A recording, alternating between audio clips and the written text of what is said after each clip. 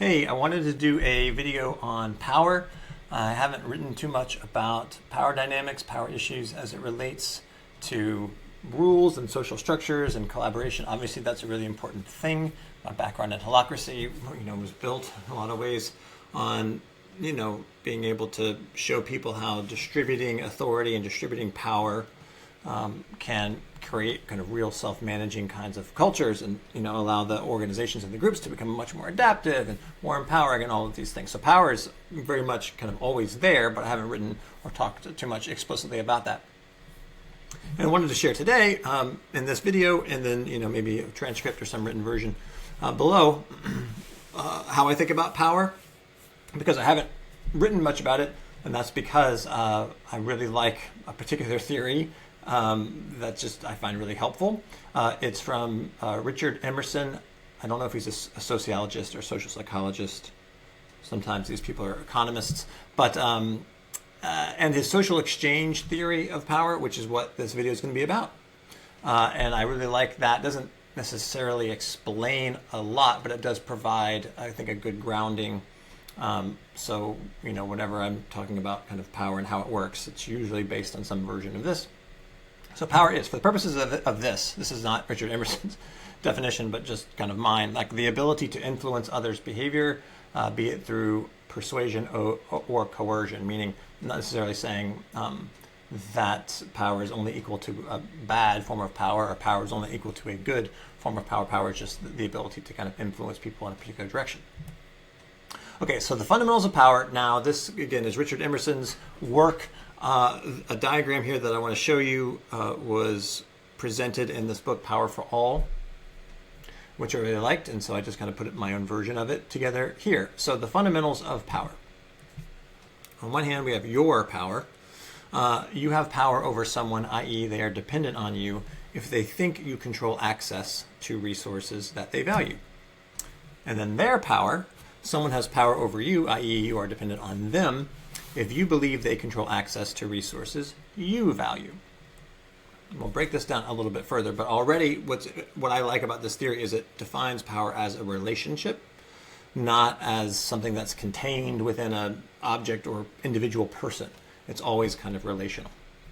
So these are kind of the two sides, and then again, they can kind of offset each other, right? Like if you have a lot of power over someone else and they're very dependent on you, but you're also very dependent on them, right? That's kind of like an equalization of power.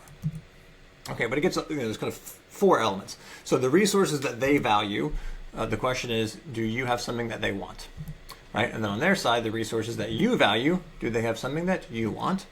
And then your alternatives, do you have alternatives to them for getting what you want, right? Because if you have a lot of alternatives to getting that same resource from other places than that particular party, then that's less dependence upon them. They have less power over you. And then their alternatives to you. Do they have alternatives to getting you for getting what they want? Okay, that's basically it. We'll break it down a little bit more here, but I'm not going to go much deeper. I just like this kind of dynamic, a bit like economical way of thinking about it, looking at incentives and what people value.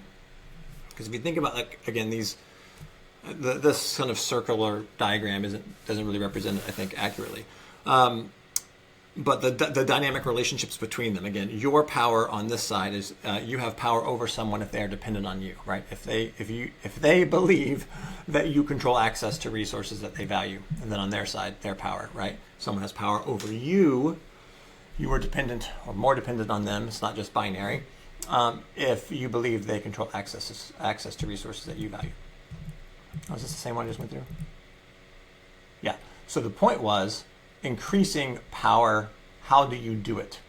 Right? How might you increase your power within a particular kind of system? Well, we can look at these four areas. There's what they call attraction, right? Increasing the value of your resources in the other's eyes. Consolidation, decreasing the other party's alternatives to you, right? When groups get together and kind of form a shared, purpose and come with a shared voice, things like that. And decreasing the, let's say an organization's ability to hire other workers or get supplies from another supplier, things like that. Withdrawal, decreasing your interest in the other's resources, right? It gets back to kind of the perception, right? You perceive that they have the resources or control access to the resources that you value. So if you don't value them as much, right, you decrease your interest in those things. That then naturally comes with a reconfiguration of how the power dynamics play out, and then expansion, increasing your alternatives to the other party. So the point of all of this, and again, there's a lot of work that's now done on top of this, subsequent work, that I'm not going to get into, but I think it's really great. And the point I wanted to make here in this quick kind of video and post was just, this is how I think about power, and this is why I think it's really interesting and important. Power isn't contained within a thing or a person. It always exists within a dynamic relationship. And power is based upon what the parties perceive to be valuable and what they perceive to be their alternatives. And that's important, right? Because a lot of it's down to perception. And then given that dynamic and the dependence upon perceptions, power imbalances alone cannot be the problem. So much in like the self-management space, lots of spaces, are down with hierarchy or down with power. And there's certainly bad versions of that. And I know typically what they mean. Most people, when they say that, they mean down with the bad versions of it. But I do think it's important to make that distinction because if you think about how the dynamic nature of those quadrants and how they interwork, there's so many ways in which even just an individual's perception, right, can suddenly shift the power dynamics. That this idea of being able to magically or consistently forever have a stable balancing of that within a system, I think is unrealistic, or at least it's really hard to the point of being impossible, and that the attempts to try to control it are causing more harm than good. And that really, yes, there are ways, and again, I'm not going into it in this video, of looking at how systems will balance that, right? Because the idea is it's a dynamic relationship and a dynamic process. So, to what degree are both parties allowed to be able to shift some of those dynamics? Are they allowed to pursue alternatives or not, right? There are some constraints that way. So, and then lastly, the power dynamics are always surrounding and infusing social relationships. So again, I don't talk that much about it. I talk about kind of the social structures or the rules, and maybe talk about authorities and roles and things like that, but don't tend to talk too much about power itself.